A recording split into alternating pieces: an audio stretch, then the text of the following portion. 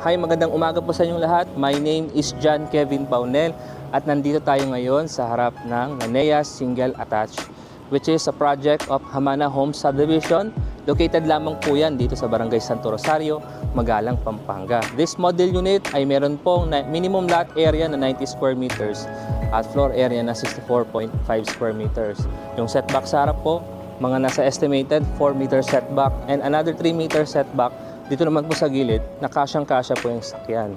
So check po natin yung interior details. By the way, meron siyang 3 bedrooms, 2 toilet and bathroom, at saka 1 powder room.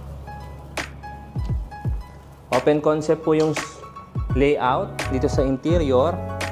Meron tayong lanai area.